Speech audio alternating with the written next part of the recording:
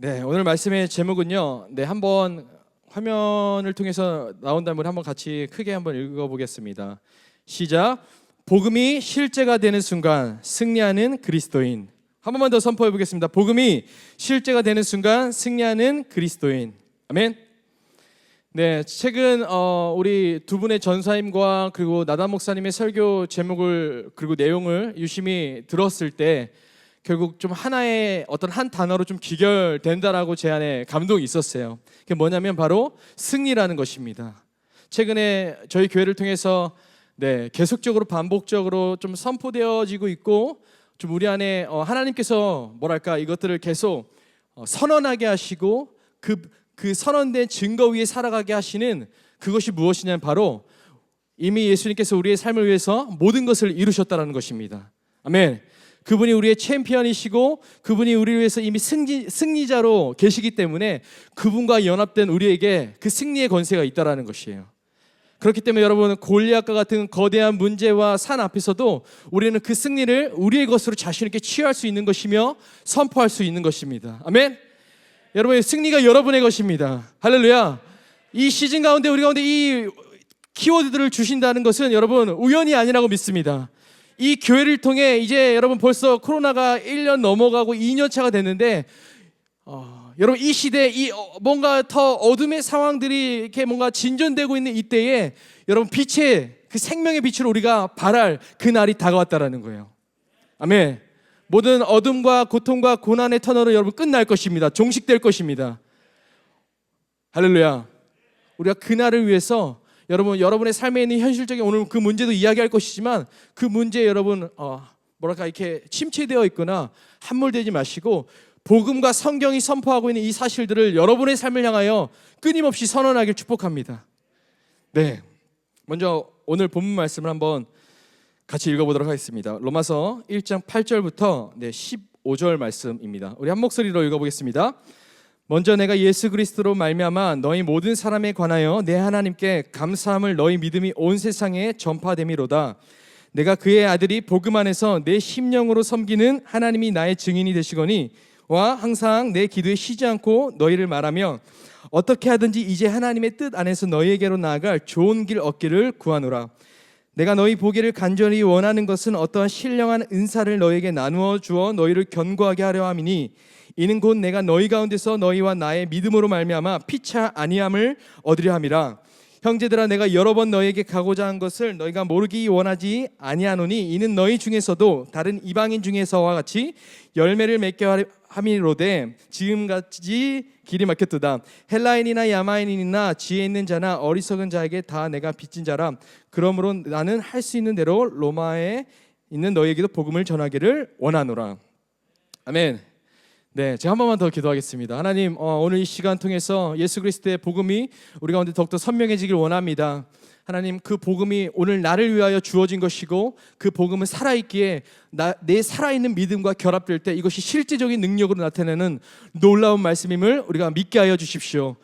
아버지, 믿음이 필요합니다. 우리 가운데 믿음을 더하여 주셔서 말씀 안에서 하나님의 마음을 우리가 취하게 하시고 그 믿음대로 살아갈 수 있도록 우리를 도와주십시오. 감사합니다. 예수님의 이름으로 기도드렸습니다. 아멘. 네, 저는 오늘 이 말씀을 좀 전할 건데요. 저는 지금 청년 일부 사역을 하고 있습니다. 청년 일부 사역한 지 이제 본격적으로 사실 청년 일부 사역한 지는 이제 2년 조금 넘어가는데 코로나 때문에 아무것도 못 하고 있는 여러 가지 어려운 상황 중에 있습니다. 그래서 청년 일부 사역을 하면서 물론 뭐 여러 가지 상황과 좀 어려움의 시간들이 있었지만 제가 느끼는 이 세대 안에 발견되어진 특징은 뭐냐면 이제 20살이 되고 뭐 여러분 아시겠지만 20살부터 27살까지가 저희 그 청년 일부 제가 섬기고 있는 저희 양들인데요. 20살이 되면서 자신의 삶에 뭔가 주체성을 가지고 스스로 생각하고 사고하고 결정하고 선택하는 시기죠. 굉장히 좋은 때입니다. 뭔가 이전에는 좀 더 부모님의 어떤 보호 아래, 어떤 울타리 안에 있었다가 이제 좀 더 그 울타리 밖으로 나와서 뭔가 스스로 결정하는 단계라는 것입니다. 열정이 있습니다. 젊음이 있고요. 에너지가 있습니다. 근데 그 열정과 이들 안에 주어진 이 자유가 만남으로써 때로는 예상치 못한 에너지들이 발산됩니다. 네, 이 에너지라고 이 에너지를 이야기할 것 같으면 좀 뭔가 곁길로 새는 에너지인 것이죠. 네, 자유가 이제 주어졌기 때문에 해보고 싶은 거, 네, 뭐 먹어보고 싶은 거, 가고 싶은 거, 네, 점점 해보는 경험해보는 시간들인 것 같습니다. 네, 그래서 어떤 친구들은 물론 신앙 안에 있지만 어떤 친구들은 정말 무질서한 삶을 살기도 하고요. 또 어떤 친구는 또 무분별한 어떤 선택들을 하는 거죠. 말씀을 알고 교회를 다니고 있음에도 불구하고 한번 세상이 말하고 있는 진짜 어떤 그런 나이스함, 세상이 제안하고 있는 그런 달콤함들에 자신을 한번 던져보는 그런 시간들도 갖는다라는 거예요. 그래서 제가 이 세대를 섬기면서 느낀 건 뭐냐면, 네, 제가 하고 싶은 얘기 해볼까요? 죄가 많다라는 거예요. 아멘? 네, 죄가 많다라는 거예요. 그래서 제가 이 청년들의 어떤 실제 상황을 보여주는 한 짤을 제가 준비했어요. 제가 이거는 그냥 제가 짤 같은 거, 여러분 짤 아시죠? 이렇게 움직이는 사진. 네, 그 사진 통해서 오, 이거 우리 청년들 같다. 물론 그것도 또한 저 같은 짤인데 한번 보여주시겠어요? 네, 양입니다, 양.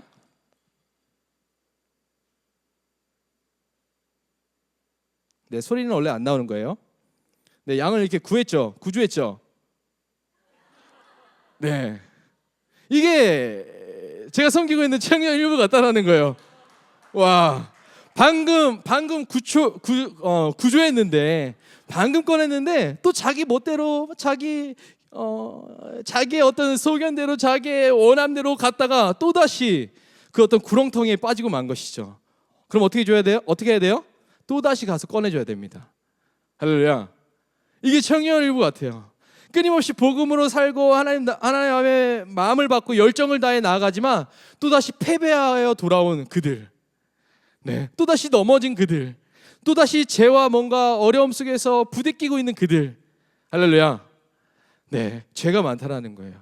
물론 여러분, 죄의 문제는 우리의 평생의 싸움입니다. 아멘.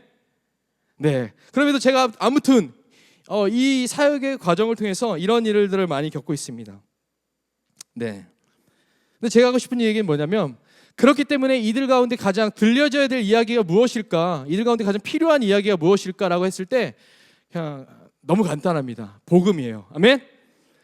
네, 이들을 위해서 이들이 넘어지고 이들이 또다시 넘어지고 또다시 그 죄의 구렁텅이에 빠졌음에도 불구하고 결코 우리를 정죄하지 아니하시고 우리가 그럼에도 불구하고 회개하여 돌아와 예수 그리스도를 나의 주로 시인하고 그로 인하여서 내가 그 십자가의 은혜로 말미암아 대속의 은혜로 말미암아 내가 의로운 존재라 칭해 주신 그 사실을 믿는 것. 아멘. 그 복음을 믿는 것이 진짜 필요한 메시지고 이들에게 중요한 사실이라는 것들을 깨닫게 됩니다. 네, 물론 이들 안에 있는 여러 가지 죄의 에이지, 나이대에서 발견될 수 있는 이런 죄의 모습들도 있지만 또 한편으로는 이들이 살고 있는 이 시대 안에서 겪고 있는 다양한 사회적인 이슈들 그리고 현상으로 인해 고스란히 피해를 보고 있다라는 것을 많이 느껴요. 이들의 잘못이 아닌데, 이 세대의 잘못이 아닌데 지금 이 사회에서 벌어지고 있는 다양한 이슈와 현상으로 인해서 이들은 그저 피해를 받고 있는 사실들, 이 마음 안에서 또 그들을 바라볼 때 또 딱하기도 하죠. 네, 너무 불쌍하고 안타깝습니다.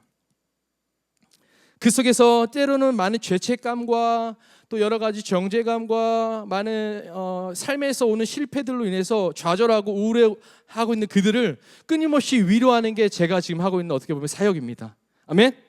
근데 여러분, 중요한 것은 제가 이야기하고 싶은 것은 그렇다고 해서 제가 그저 저들을 쫓아다니면서 그냥 또 꺼내주고 또 꺼내주고 또 꺼내주고, 물론 제가 직접 그 일들을 하지 않을 수도 있겠지만, 또는 그들을 또 위로하고 또 위로하고 또 격려하고, 이것이 제 사역의 전부일까요? 그렇지 않다라는 거예요. 네, 그들이 저에게 그러한 모습으로 돌아왔을 때 제가 먼저 해야 될 것은 그들을 위로하는 것이고 격려하는 것이고 다시 세우는 것입니다. 하지만 사역자로서 저의 임무는 무엇이냐면 그들의 삶에 나타나는 죄의 패턴들을 반드시 끊어내는 것이에요. 아멘. 그들의 삶에 나타나는 복음을 안다고 이야기하고 하나님의 은혜를 받고 자신의 일상과 현실로 돌아간 그때에도 여전히 넘어져 패배라 정이 될 수 있는 것만을 갖고 돌아왔을 때 제가 해야 될 일은, 역할은 그 패배로부터 그들을 보호하는 것입니다. 아멘. 그들로 말미암아 복음을 가르쳐야 하고 복음을 살아낼 수 있도록 지속적으로 서포트해야 된다는 것이죠. 할렐루야. 성경은 분명히도 우리 모두를 승리하는 그리스도인이라고 이야기합니다. 근데 정작 우리들의 삶의 사실은 이게 20대만의 문제는 아니잖아요. 정작 승리하는 그리스도인의 정체성을 갖고 있는 우리지만 정작 그것과 매칭되지 않는 삶의 결과들이 반복적으로 우리 안에서 일어난다는 거죠. 이게 가슴 아픈 현실이고 사실이라는 것입니다.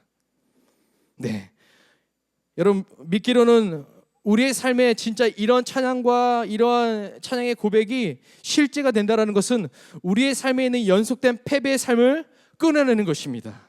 아멘. 그래서 어떤 목사님은 우리의 신앙을 이렇게 정의해요. 끊임없이 죄를 없애는 작업, 끊임없이 하나님에 반하여 불순종하는 내 안에 있는 죄된 본성을 끊어내는 작업. 할렐루야. 이 일들이 우리 안에 있길 축복합니다. 네. 그래서 여러분, 저는 요즘 그렇기 때문에 우리가 이제 이 코로나의 어떤 시즌과 코로나로 인해서 모든 것이 좀 뭔가 원활하게 이루어지지 않고 우리 안에 있는 영의 활동조차 뭔가 이렇게 묶여 있는 것 같은 이때에 여러분, 우리가 복음을 알고 이 복음으로 살아가는 것이 중요한 줄 믿습니다. 할렐루야. 모든 시대와 상황 속에서 복음만이 유일한 답이며 이것은 앞으로도 영원한 진리이기 때문입니다. 그래서 여러분, 복음을 들었고 복음을 알고 있다고 여기는 우리 스스로에게 다시 한번 우리는 오늘 이 말씀을 통해서 묻기를 원합니다. 하나님의 마음으로 진짜 내 삶에 영향력 있는 복음은 어떠한 복음이고 내 안에 살아있는 복음은 어떠한 복음인지. 네. 그래서 오늘 좀 그것들을 나누도록 하겠습니다. 방금 저희가 읽었던 오늘 로마서 1장 8절부터 15절 말씀을 가지고 제가 좀 크게 세 가지를 좀 나누길 원합니다. 그래서 다시 이 말씀은 제가 한 번 더 조금씩 설명해 나가도록 하겠습니다. 네, 오늘 말씀은요, 이제 로마서 시작하는 초입에 있는 말씀인데요. 이제 바울이 자신의 이제 전도 여행 가운데 로마에 가기를 원하는 그 마음을 이렇게 편지하는 장면입니다. 네, 이 말씀 안에 담겨진 우리가 추구해야 될 방향성들, 우리가 실제적으로 오늘 사실은 이 8절에 제가 가장 이루고자 하는 교회의 본질의 모습이 있는데 우리의 믿음이 온 세상에 전파됨이로다. 할렐루야. 이 일이 일어나길 축복합니다. 네, 그래서 첫 번째입니다. 배움과 현장이 없는 신앙은 의심의 상황을 가져오게 만든다. 네, 한 번 더 읽겠습니다. 배움과 현장이 없는 신앙은 의심의 상황을 가져오게 만든다. 여러분, 정말 오랜만에 설교해서 굉장히 긴장이 많이 되네요. 네, 우리의 삶에 의심의 때가 있어요. 예, 동의하실 거예요. 우리가 믿음과 열정으로 나아가지만 어느 순간 무언가 의심의 마음이 우리를 사로잡고 하나님과 또 하나님의 약속과 그리고 나란 존재에 대한 의구심을 갖게 한다라는 거예요. 의문을 제기하게 한다라는 거예요. 대부분 이 지점을 통과하는 사람과 통과하지 못하는 사람으로 당연히 나뉘겠죠. 여러분, 근데 이 삶은 모든 그리스도인들에게 동일하게 주어진다라는 거예요. 우리는 이것들을 상정하고 가야 됩니다. 내 삶에 의심의 때는 반드시 찾아온다. 내 삶에 신앙의 회의감이 들어올 때, 뭔가 내가 열심히 하나님 앞에 최선을 다하고 열정을 다해 섬기는 일이 있음에도 불구하고 실질적인 삶의 결과는 나의 원함과 정반대로 가고 있는 그 상황에 무엇이 찾아와요? 의심이 찾아오죠. 하나님은 내 삶의 어느 지점에 도대체 계신 거지? 내 삶의 이런 문제 속에서 하나님의 역할은 뭐지? 근데 왜 하나님은 그 역할을 이렇게 그 의무를 버리고 계시지? 묻게 된다라는 거예요. 어느 순간에 의심의 때에. 여러분, 우리는 이 의심의 때를 믿음으로 복음으로 통과해야 될 줄 믿습니다. 아멘. 근데 오늘 이 말씀을 보니까 그 의심의 때가 오는데 그 의심의 때를 통과할 수 있는 힘이 두 가지가 있는데 그게 뭐냐면 바로 배움과 섬김이라는 거예요. 근데 놀랍죠? 우리가 전신갑주를 입고 더 큰 믿음을 구하고 뭔가 더 영적인 신령한 상태 가운데 이르고 이런 어떤 것들이 아니라 배움과 섬김이 우리 안에 이 두 기초가 우리 안에 튼튼히 이렇게 자리 잡을 때 우리는 그 의심의 때를 넉넉히 통과할 수 있게 된다는 것이죠. 여러분, 이것을 믿으시길 바랍니다. 왜냐하면 이건 제 얘기가 아니기 때문이에요.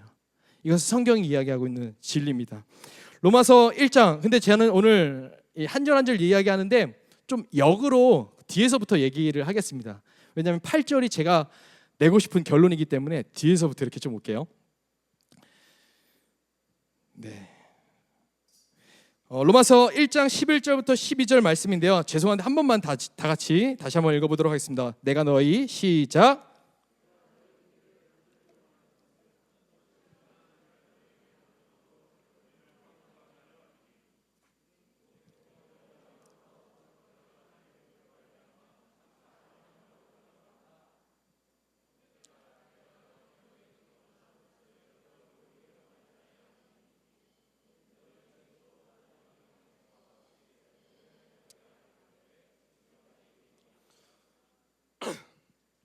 아멘. 네, 여러분이 아시는 것처럼 이 로마서 말씀은 굉장히 가장 클리어하게 하나님의 복음을 잘 이해시키고 있고 가장 깊이 있게 다루고 있는 챕터예요. 그래서 여러분 신약 성경 중에 가장 중요한 어떤 말씀이라고도 여기고 있고요. 이 복음이 우리에게 주는 그 메시지와 방향성이 실질적으로 우리의 삶이 연결될 때 여러분 우리는 진짜 승리하는 그리스도인이 될 줄로 믿습니다. 네. 여러분 오늘 말씀을 보니까요 이제 바울이 고린도에 있는 상황이에요. 고린도에 머물고 있는데 로마 교인들에게 편지를 쓰고 있는 거예요. 뭐 그 당시 여러분 소통이 얼마나 이렇게 원활하게 되겠어요? 그렇죠? 어렵죠. 뭔가 하나 전달하고 하나 전달받을 때 사실 많은 시간이 걸리고 또 그것들이 뭔가 중간에 왜곡되기도 하고 그런 당시 상황이죠. 네, 오늘 말씀을 보니까 이 로마 교인들의 너무 기뻐하고 좋아할 만한 소식이 오늘 고린도에 있는 바울의 귀에까지 들렸다라는 거예요. 네. 그래서 그 로마 교인들을 칭찬하고 있는 장면입니다. 그들이 그 속에서 얼마나 신실하게 그리스도인으로 살아가고 있고 이따 이야기하겠지만 로마라는 그 당시에 가장 문명과 문화의 모든 것을 중심지고 그렇기 때문에 더 많은 어떤 세속적인 힘이 그 주류가 만들어낸 그 속 안에서 로마 교인들이 신실하게 믿음으로 살아가고 있음을 바울이 칭찬하고 있는 것입니다. 네. 근데 여러분 여기서 바울이 이제 로마 교회를 방문하기 원하는 목적을 이야기하는데 말씀을 그냥 한번 계속 띄워주시면 감사하겠습니다. 먼저는 그들에게 신령한 은사를 나눠주기 위함이라고 이야기하고 있어요. 바울이 지금 로마 교인들 그 로마 지역에 방문하려고 하는 목적이 뭐냐면 그들에게 신령한 은사를 나눠주기 위함이라는 것이에요. 왜?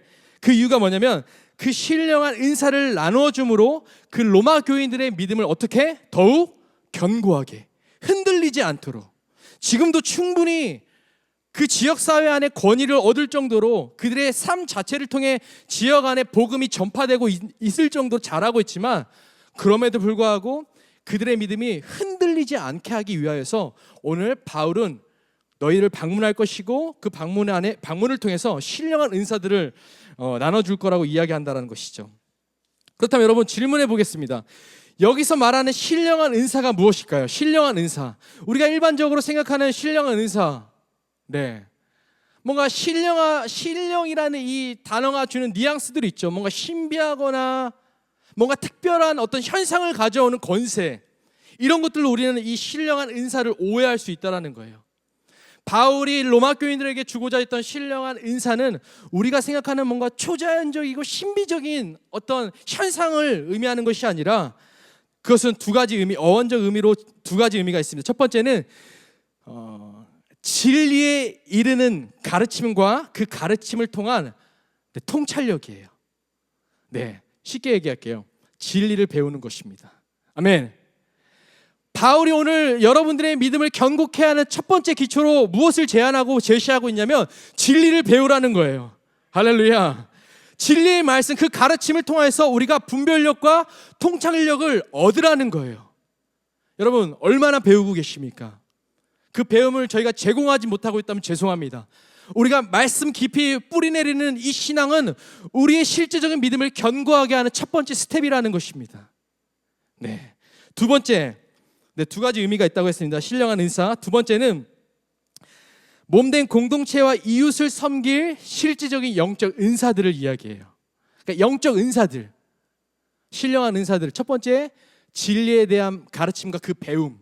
그리고 두 번째는 영적인 은사들. 이것은 고린도전서 12장 11절에 잘 나와 있습니다. 이것을 다 설명하지 않겠습니다. 근데 한마디로 이야기하면 오늘 바울이 제시하고 제안하는 그 실제적으로 우리의 믿음을 견고하게 하는 솔루션 두 기초는 뭐냐면 바로 배움과 섬김이라는 것이에요. 여러분, 하나님께서 여러분에게 영적인 은사들을 왜 주실까요?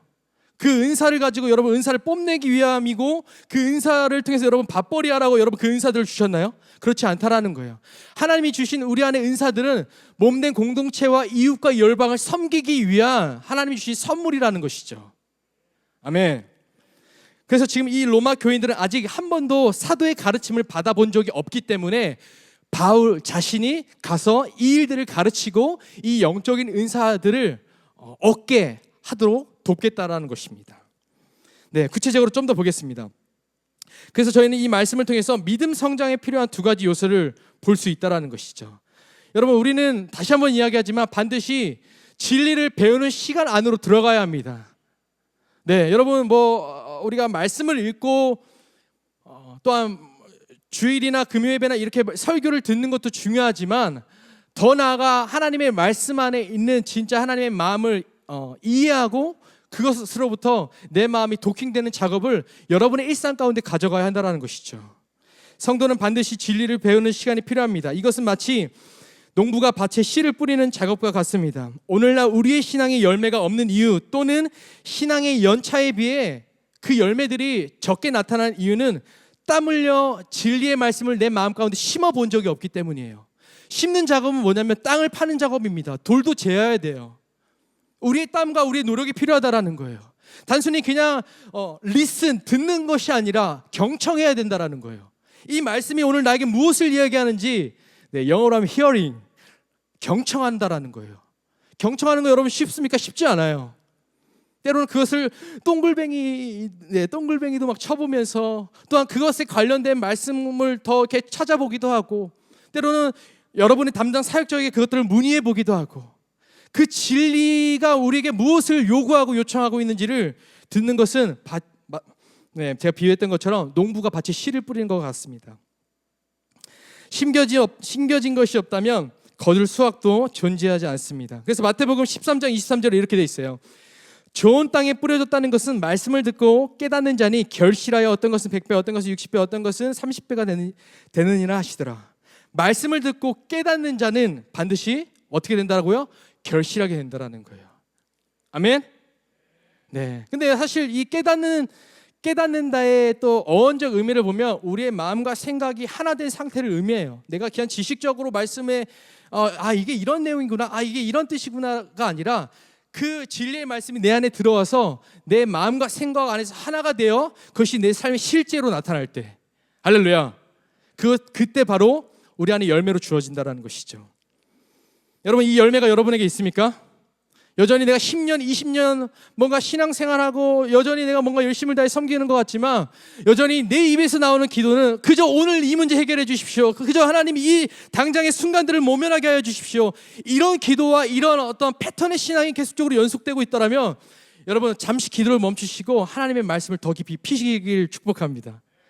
그 말씀이 여러분에게 요구하시고 그 말씀이 여러분에게 요청하는 사실을 들으시길 바랍니다. 여러분, 바울이 이 로마서에 보면 초반에 보면 끊임없이 유대인과 분쟁하였죠. 가상의 유대인을 설정해서 끊임없이 혼자 주고받는 이야기들을 합니다. 이때 바울이 유대인들에게 지적하는 한 가지 사항이 뭔지 아세요, 여러분? 너희들이 무지하다라는 거예요. 여러분 생각해 보십시오. 유대인들 얼마나 말씀을 잘 알았습니까? 말씀을 어려서부터 배웠던 자들이었습니까?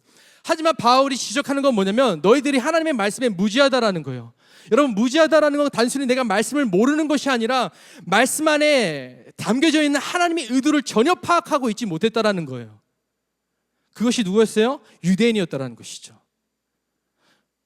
네, 여러분, 그래서 진리를 배우는 시간 안에 여러분을 더욱더 노출하길 축복합니다. 아멘. 네, 여러분, 우리가 말씀 하나하나를 보더라도 그 말씀 안에 담겨져 있는 정말 하나님의 뜻과 마음이 우리 안에 우리에게 동기부여가 됐으면 좋겠어요. 사역자의 강력한 데시벨 높은 이 선언과 선포로 여러분 끌려오는 것이 아니라 오늘 이 말씀이 나지막히 내 안에서 계속적으로 읊조리고 있는 그 사실들 앞에 내 마음이 움직여지길 축복합니다. 말씀 안에 있는 하나님의 마음을 우리는 배워야 합니다. 그것이 말씀 안에 깊이 뿌리는 뿌리 내리는 첫 단계입니다. 두 번째입니다. 두 번째는요, 섬김이죠. 근데 이것을 또 다른 표현으로 하면 사역이겠죠. 현장이 없는 배움, 현장으로 연결되지 않는 깨달음은 아무런 의미가 없습니다. 아멘? 저를 따라 한번 선포해 주세요. 현장이 없는 배움, 현장으로 연결되지 않는 깨달음은 아무런 의미가 없다. 네, 아무런 의미가 없어요. 그 마음을 아는데 움직이지 않고 있다라는 거예요. 그것은 성경적으로 보면, 원어적으로 보면 그 말씀을 제대로 깨닫지 못했다라는 거예요. 왜? 움직이고 있지 않기 때문에. 마음과 생각이 연합될 때 우리는 진짜 움직일 수 있어요. 지속적인 순종을 할 수 있어요. 순간적인 마음의 뜨거움으로 반짝 섬기고 반짝 뭔가를 드리고 반짝 뭔가를 하는 것이 아니라 진짜 우리가 오늘부터 영원토록 순종할 수 있는 그 힘은 끊임없이 하나님의 진리로 말미암아 우리의 생각과 마음이 연합된 상태에 있다라는 거예요. 이 영혼이 하나님의 말씀에 완전히 도킹될 때 우리의 실제적인 육은 하나님의 말씀에 순종하고 있게 된다는 것이죠. 네. 그래서 여러분, 현장이 없는 배움, 현장으로 연결되지 않은 깨달음은 아무런 의미가 없습니다. 자기 만족, 자기 성찰로 그치는 신앙의 유형을 우리는 많이 발견할 수 있죠. 목사님도 항상 강조하는 것들, 항상 우리가 주의해야 될 신앙의 유형들이 바로 이런 것이죠. 머리만 큰 신앙인 그런 것이죠. 이런 신앙의 유형은 상황에 따라 태도가 변하고 지속적이지 않게 돼요. 네, 여러분, 우리의 열정과 우리의 이 헌신이 우리의 20대, 우리의 30대, 우리의 40대, 우리의 평생토록 있길 축복합니다. 아멘. 네. 근데 여러분, 저도 그렇고 많이 발견하게 된다라는 거예요. 이때는 이렇게 열정이 있었고 이때는 이렇게 있었는데 어느 순간 우리의 삶에 의심의 때가 오고 어느 순간 우리의 삶에 어려움의 때가 오고 내 생각과 나의 원함의 삶과는 정반대로 뭔가 내 삶이 흘러가는 것 같은 그때에 여러분, 우리는 어떻게 돼요? 우리가 가졌던 열정을, 우리가 가졌던 뭔가 섬김, 수고, 헌신들은 우리의 삶에서 사치스러운 것이 된다는 것이죠. 네, 열매가 없는 것입니다. 실제가 없는 것입니다. 여러분, 우리는 이것들을 주의해야 됩니다. 바울이 영적 은사들을 발견하게 하는 이유는 공동체 안에서 자신의 역할을 찾을 수 있도록 돕는 것입니다. 왜냐하면 은사에 합당한 섬김은 개인의 믿음과 공동체를 견고하게 하기 때문입니다. 아멘. 네, 그래서 배움과 섬김에 대해서 오늘 바울이 계속적으로 얘기하는 거예요. 내가 이것을 너에게 알려주길 원한다. 이들이 열심히 사도의 가르침을 받아본 적이 없음에도 불구하고 그런 정말 시대적인 어떤 어려움 속에서도 자신들의 믿음을 지키는 너희들, 이제 너희들의 다음 단계는 무엇이냐면 진짜 이 사도의 가르침을 통해서 진리가 무엇인지 더 깊이 배우고 그 안에서 서로를 섬길 수 있는 영적 몸된 공동체를 이루라는 것이에요. 왜? 그럴 때 우리는 견고하게 된다는 것입니다. 할렐루야. 몸된 교회 공동체는 다양한 외부적 상황과 환경 속에서 이러한 일들을 통해 더욱 주 안에서 견고해져야 합니다. 저는 요즘과 같은 때가 바로 그런 때라고 생각해요. 여러분, 뭐 안타깝지만 여러분 혹시 어제 뉴스 보셨어요? 그 봉은사 절 앞에서 막 또 어떤 이렇게 전도하고 이래서 이게 또 엄청난 또 지탄을 받고, 왜 교회가 굳이 석가탄신일날 그 봉은사 절 앞에 가갖고 우리도 뭐 저를 사랑하며 하여튼 막 그랬대요. 근데 뭐 그거에 뭐 옳고 그름을 이야기하는 것이 아니라 그 결과로 인하여 발생하는 또다시 교회를 향한 비난과 그 어떤 어려움들. 여러분, 우리가 추구해야 될 것은 어떤 외부적인 상황과 변화되는 바깥의 어떤 날씨가 아니라 오늘 우리가 스스로 우리 안에서 말씀과 또한 서로를 위한 섬김 안에서 견고해지는 작업들이 필요하다는 것입니다. 아멘. 여러분, 건강한 교회의 지표, 여러분 우리 교회가 건강한 교회가 되길 축복합니다. 건강한 교회의 지표는 자신이 누군가 이웃을 견고하게 세워 보았는가의 질문에 대한 예라고 대답한 사람이 많은 교회예요. 뭐 좀 길어서 약간 이렇게 어렵죠. 네. 건강한 교회의 지표가 뭐냐면 이 교회 진짜 건강하다. 이게 뭐냐면 이 교회의 몸의 지체이고 일부인 여러분들이 각자의 영역 안에서 누군가를 건강하게 세워 보았는가에 대해서 자신 있게 예라고 할 수 있는, 대답할 수 있는 사람이 많을 때 우리 교회는 건강한 교회가 된다는 것입니다. 아멘. 여러분을 통해서 이 교회뿐만 아니라 이 교회를 넘어서 여러분이 속하고 있는 모든 영역과 여러분의 가족과 여러분이 품고 있는 어떤 영혼들이 있다면 그 영혼들이 견고하게 세워진 일, 여러분의 섬김을 통해서 이루어진다는 것이죠. 할렐루야. 그래서 제가 이것을 한마디로 좀 묘하게 봤어요. 그건 뭐냐면 바로 배워서 뭘까요? 남주자. 이게 그리스도인이 따라야 될 진짜 중요한 가치입니다. 아멘. 끊임없이 그리스도의 말씀, 이 복음이 우리에게 무엇을 요구하고 무엇을 이야기하고 이 말씀 안에 담겨져 있는 하나님의 말씀을 이해한 여러분들의 다음 스텝은 이제 섬김의 단계로 나아간다라는 거예요. 누군가를 세워보아야 한다라는 거예요. 하나님이 여러분에게 주신 영적 은사를 가지고 여러분이 또한 누군가를 통해서 세워짐을 받았더라면 이제 여러분도 그 일들 가운데 나아가야 한다라는 것이죠. 할렐루야.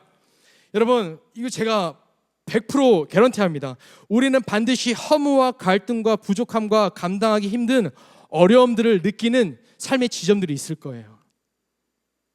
네, 안타깝죠.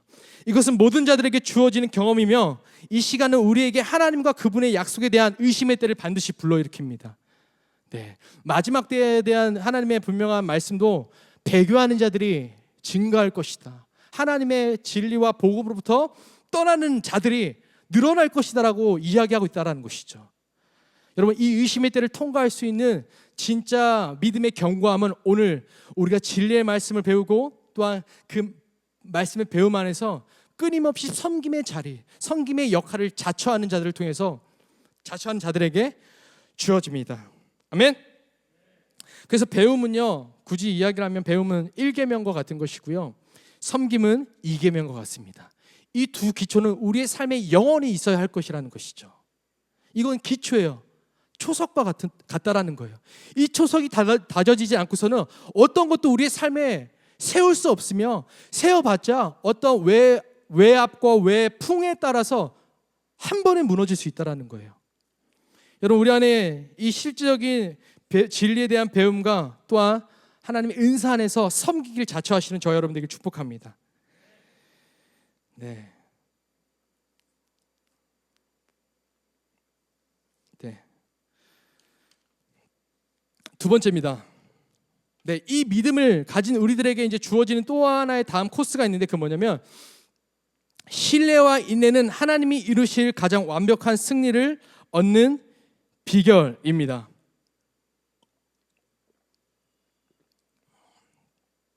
네, 로마서 1장 10절 한번 볼게요. 여러분, 우리의 삶에 끊임없이 이 어려움의 때가 찾아온다라는 거예요. 여러분, 여기서 신앙생활 하셨는데 한 번도 나는 뭔가 위협이 될 만한 내 삶에 어떤 사건도 없었고 어떤 어려움도 없었다. 여러분, 그렇지 않잖아요. 그렇지 않은 게 현실이잖아요. 그렇죠? 저도 지금 제 딸이 3살이 됐는데요, 이게 개월수에 따라서 자꾸 바뀌는 게 보여요. 근데 어떻게 바뀌는 걸 보여요? 불순종의 자녀로. 와, 어떻게 이럴 수가 있지? 벌써부터. 네, 그렇습니다. 네, 다른 얘기 하지 않을게요. 네, 로마서 1장 10절 한번 보겠습니다. 제가 이제 오늘 본문을 좀 뒤에서부터 이렇게 온다고 얘기했죠. 로마서 1장 10절 한번 읽겠습니다. 시작.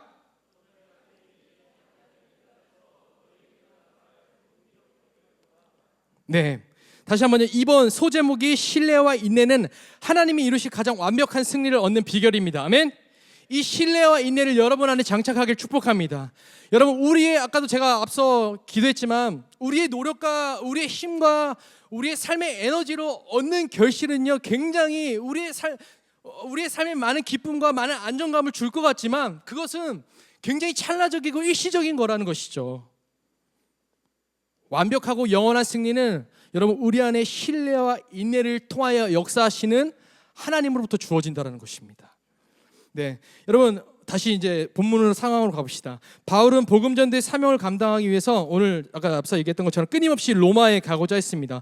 이 일을 위해서 바울이 얼마나 기도했는지 몰라요. 내가 이 바울이 로마에 가서 너희들에게 이 복음을 전하고 싶어. 너무 이 복음, 이 가르침, 영적인 인사가 무엇인지를 너에게 알려주고 싶고 그것들을 찾길 바래. 내가 곧 갈 거야. 끊임없이 기도하였다라는 것이죠. 여러분, 드디어 이 바울의 기도가 응답이 됩니다. 예. AD 61년에 바울이 로마에 방문하게 돼요. 근데 여러분, 하나님은 이 바울의 기도에 어떻게 응답하셨어요? 바울이 초라한 죄수의 몸으로 로마에 입성하게 됩니다. 바울 자신은, 여러분, 바울 서신서 보십시오. 끊임없이 자기 정체성을 꼭 선언하고 하잖아요. 하나님의 복음 전도자, 사도된 나. 얼마나 자기 정체성이 분명한 사람이에요. 복음을 전하기 위해서 내가 너희들에게 갈 것인데, 전혀 예상치 못한 그림으로, 전혀 예상치 못한 자신의 모습, 죄인된 모습으로 로마 교인을 만나게 됐다는 것이죠. 여러분, 우리의 삶에 이러한 지점이 있을까요, 없을까요? 우리가 원하고 바랬던 기도의 어떤 응답들, 내가 설정해 놓은 어떤 설정값대로 하나님은 그저 주면 되는 분인데, 그것들을 주시지 않을 때, 끝까지 그것들을 딜레이시키고 지연시키고 때, 우리 안에 어떤 것이 옵니까? 믿음은 부재한 것이 되고 의심은 임재한 것이 됩니다. 그렇죠? 이 기간을 우리는 어떻게 통과할 수 있냐라는 거예요. 네, 여러분, 이 바울의 상황에 우리를 한번 대입해 보십시오. 끝까지 우리가 간절하게 기도했던 그 사실과 전혀 정반대의 초라한 모습으로 로마에 입성한 자신을 바라볼 때 모든 것이 끝났다고 여겼을 거예요. 모든 것이 실패했다고 여겼을 거예요. 내가 그렇게 내 마음에 원했던 너희를 향한 그 복음은 이제 더 이상 확장되지 않을 거라고 여겼을 것입니다. 쉽지 않은 시간이었을 거예요. 의심에 빠졌을 것입니다. 자신의 기도와 요구가 결코 삶에 반영되지 않았기 때문입니다. 여러분, 하지만 하나님의 뜻은 언제나 그릇듯이 완전하시며 놀라우십니다. 아멘? 여러분의 삶을 향한 하나님의 뜻은 언제나 완전하고 놀라우십니다. 우리가 이 진리의 가르침을 보면 볼수록 이 진리가 우리를 향해 무엇을 호소하고 있는지를 알면 알수록 하나님의 뜻은 놀랍고 그분의 뜻은 완벽하다라는 사실을 깨닫게 된다라는 거예요. 네, 사도행전 23장 12절 14절 말씀 한번 보겠습니다. 네, 이렇게 나와 있어요. 이 나리샘에 유대인들이 당을 지어 맹세하되 바울을 죽이기 전에 먹지도 아니하고 마시지도 아니하겠고 하고 이같이 동맹한 자가 40여 명이더라. 대제사장들과 장로들에게 가서 말하되 우리가 바울을 죽이기 전에는 아무것도 먹지 않기로 굳게 맹세하였으니. 네, 바울이 예루살렘에서 복음을 전하다가 유대 열심당원 40명에 의해서 죽음의 위협 가운데 처해졌어요. 바울이 쫓기게 됐다라는 거예요. 자유롭지 않은 몸이 됐습니다. 뭔가에 묶인 몸이 됐습니다. 네, 그래서 결국 바울은 어떻게 됐죠? 넘겨졌습니다. 그러므로 말미암아 죄인이 된 것이죠. 근데 여러분 보십시오. 오히려 죄인된 이 바울의 신분, 유대 열심당원으로 인해서 이제 나는 복음을 전할 수가 없겠구나.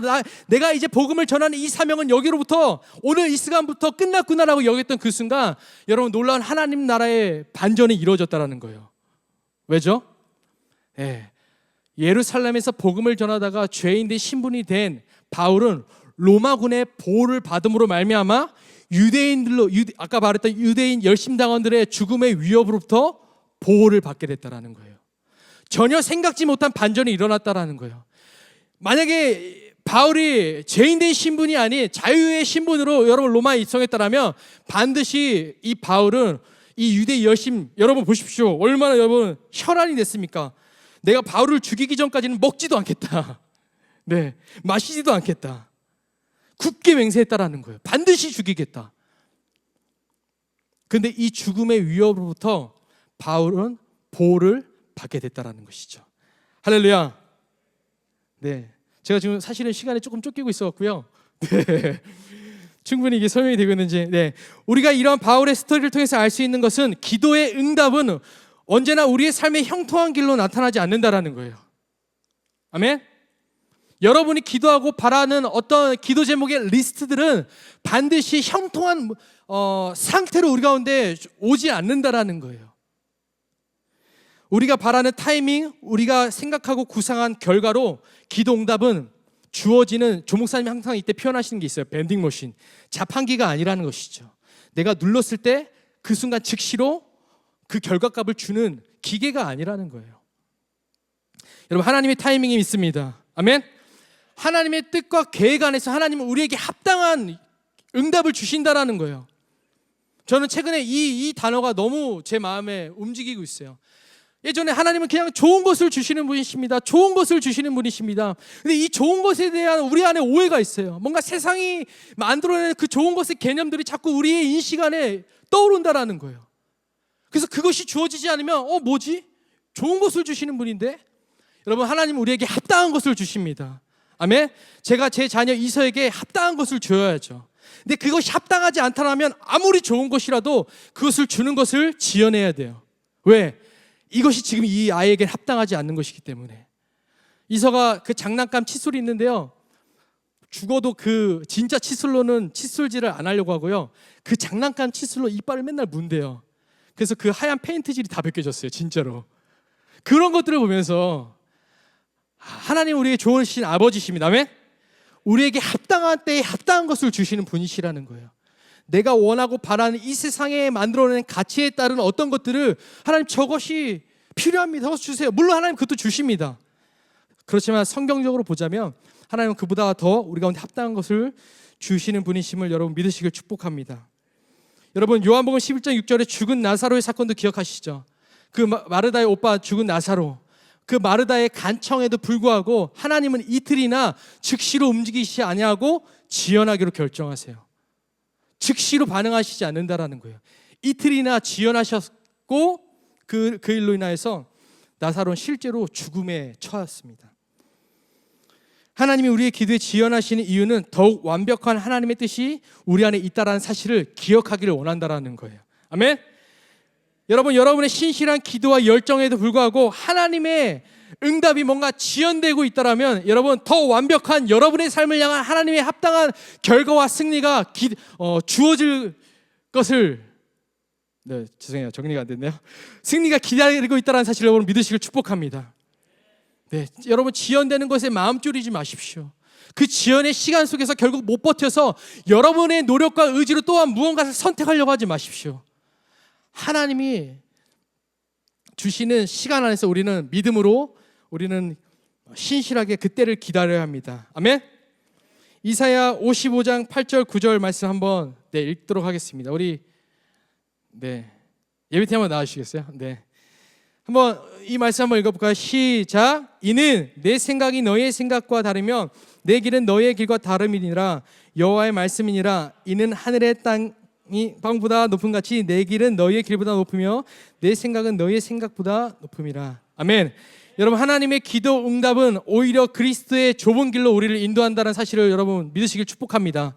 지난 금요일에도 웅보조사님께서 그 하나님의 축복에 대해서 이야기했는데, 여러분, 결국 우리가 얻은 복은 이게 하나님으로부터 온 건가 그렇지 않은 거에 대한 결과는, 물론 그 복을 어떻게 우리가 이 땅 가운데서 누리고 사용하느냐도 굉장히 중요한 문제지만, 그 복이 우리의 삶 가운데 우리를 예수의 길, 좁은 길로 인도하지 않고 있다라면 그 복은 여러분 하나님으로부터 오지 않았다라는 거예요. 하나님의 기도 응답은 여러분 우리를 좁은 길로 인도합니다. 아멘. 그 길이 예수께서 가신 길이시고 제자된 우리들이 가야 할 길입니다. 그래서 인간이 아무리 선한 목적을 가지고 기도한다고 할지라도 모든 것이 원하는 대로 이루어지지 않는다는 사실을 여러분 꼭 기억하십시오. 왜? 의심의 때는 바로 그때 찾아오기 때문에. 하나님은 선한 목적 안에서 기도하는 자의 간구를 들어주시되 때로는 전혀 생각하지 못하였지만 가장 합당한 방법으로 들어주신다는 사실을 여러분 기억하시길 축복합니다. 아멘. 마지막 결론인데요. 복음의 확장은 타협하지 않는 승리하는 성도의 삶을 통해 이루어집니다. 아멘. 결국 이 의심이 찾아오는 그 지점에서 끝내 하나님 앞에 순종하기로 결정하고 타협하지 않고 결국 그리스도의 복음을 따르는 여러분들 통해서 복음은 확장된다라는 거예요. 아멘. 그게 로마서 1장 8절부터 9절 말씀입니다. 하나님께 감사함은 너희 믿음이 온 세상에 전파됨이로다. 여러분, 이 실제적인 하나님 나라의 확장이 승리하는 여러분들의 삶을 통해서 이루어지길 축복합니다. 이것만 나누고 끝내겠습니다. 여기서 말하는 전파됨이라는 것은 무엇이냐면, 여러분, 우리의 삶의 전도는 두 가지로 나눌 수 있다고 합니다. 제 이야기가 아니고요. 첫 번째는 언어적 전도예요. 우리가 실질적으로 나가서 복음을 전하고 그리스도의 삶에 대해서 실제를 가르치고 언어적 전도입니다. 두 번째, 비언어적 전도예요.